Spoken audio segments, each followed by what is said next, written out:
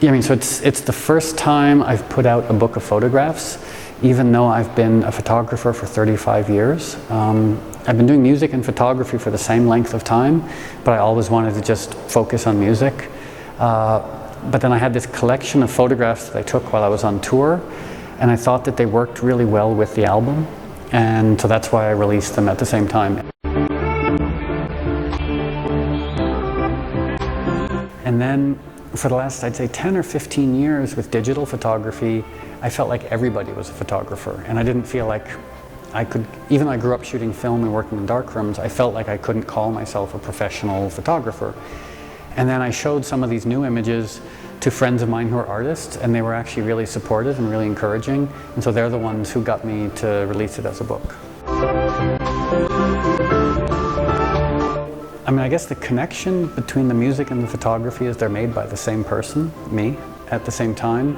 And I think that emotionally they have a very similar feeling to them, but it's interesting because the photography and the music are made so differently.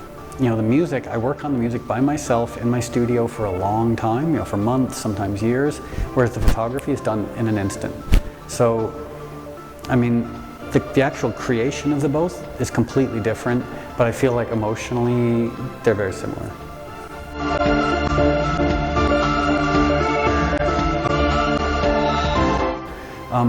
I want to document the strangeness of my life on tour, because I don't want to complain about touring, but it's a really strange way to live. You know, you're always in someone else's environment. You're in a hotel room or a dressing room or an airport, and it's just a very odd, strange way to live. And sometimes it's really beautiful, and sometimes it's really strange and unattractive. And I think through the book I just wanted to document that.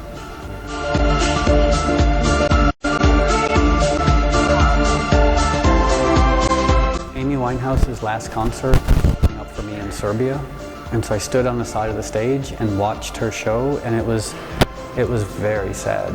And then I wrote online afterwards. I was like, I hope that someone can take care of her because she really needs help.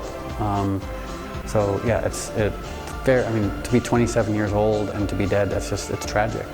I mean, making music and putting it out into the world, and the music business, it's very strange, you know, and there's quite a lot of pressure, you know, like if it was up to me, I would stay home all the time.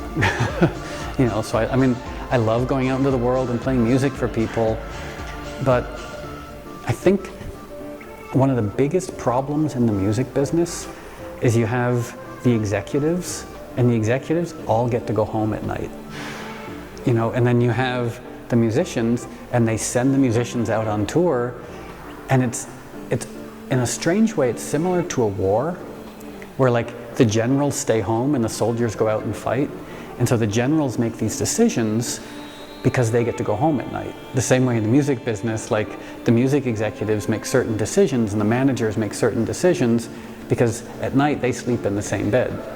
And so they send musicians out to make the money, and the musicians end up going crazy.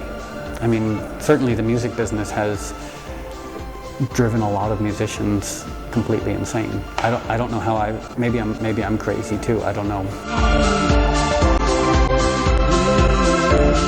Well, I mean, I've made a lot of music in my life, and I grew up playing classical music, and then I played in punk rock bands, and I was in the dance scene for a long time. The music that I make, I try very hard to make it emotional, because I love emotional music, but I have, in the course of my life, made some music that's just really stupid. You know, a lot of the music I've made, I think, is very personal and very emotional, but then I've got a few songs that are just kind of dumb. But now I'm much more interested in trying to make music that's really honest and personal and emotional. And where the feelings come from, I think it's just the human condition. You know, I think when hip-hop artists pretend to be tough, when indie rockers pretend to be cool, when pop stars pretend to be sexy, it's all pretend. Because the human condition, it's scary and it's confusing. You know, I mean, none of us have any idea what's going on. And so humans are all confused and scared. And so the music I make, I think, hopefully is an honest reflection of the human condition. Well, I mean, the albums I make now are not really party records. I mean, this most recent album, Destroyed, it's a very quiet album that would probably be best listened to late at night by one person. And then I play concerts where I'm standing on stage playing in front of 50,000 people, and it's really loud and it's really crazy. So I guess I just have two different types of music. I have public music and private music. You know, and the public music are the big songs that work in concert, and the private music are the quiet songs that people listen to at home. Well, my hope in life is to just keep making music. You know, I've been making music for 35 years, and my hope is to spend the rest of my life just trying to make music that I love. And I don't expect to have an audience forever. I don't expect to sell records. I don't expect to play concerts forever. But I just want to keep making music in the hope that I can end up making something good.